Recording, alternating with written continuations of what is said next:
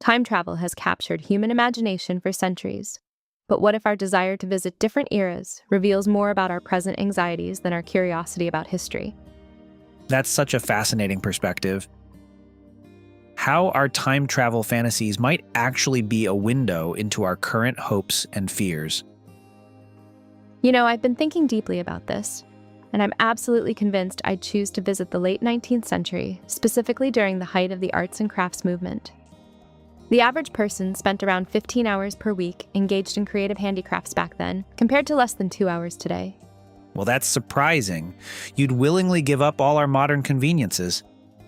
The 1800s had a life expectancy of just 40 years. I understand the skepticism, but imagine experiencing a world where everything around you is crafted by skilled artisans. Studies show that handmade objects activate different neural pathways than mass-produced items. They create deeper emotional connections.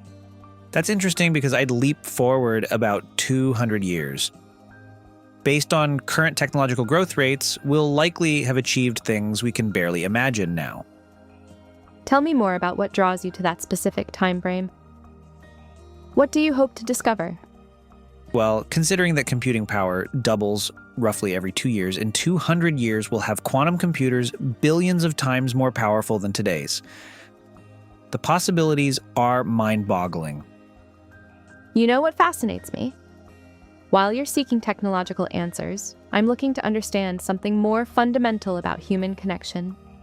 During the arts and crafts era, people spent an average of 6 hours per day in direct social interaction. Though I have to wonder, wouldn't you feel isolated? The average person in the 1800s never traveled more than 20 miles from their birthplace. That's a fair point, but research shows that smaller, more intimate communities often foster deeper social bonds. In fact, anthropologists suggest that humans are optimally wired for social groups of around 150 people. Exactly what you'd find in many 19th century towns. Meanwhile, in my future scenario, I'm imagining global connectivity on an unprecedented scale.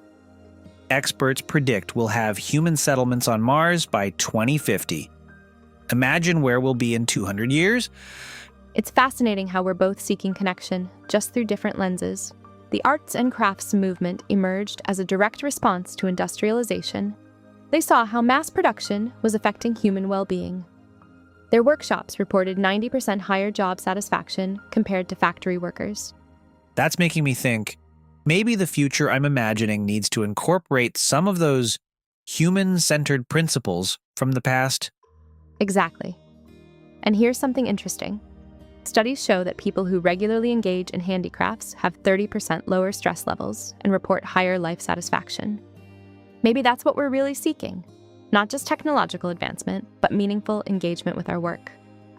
So perhaps the real question isn't about choosing between past and future, but about finding ways to integrate the best of both. Historians note that the arts and crafts movement wasn't actually anti-technology. They used machines when appropriate.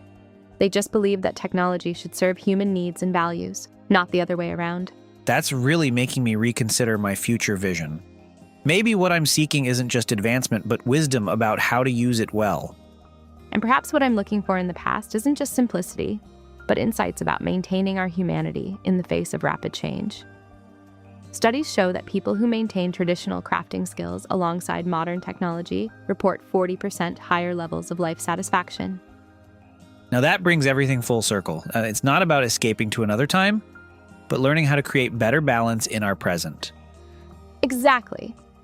And isn't it fascinating that both our time travel choices ultimately lead us back to the same fundamental questions about human fulfillment and connection? That's probably the most valuable insight we could hope to gain from this thought experiment.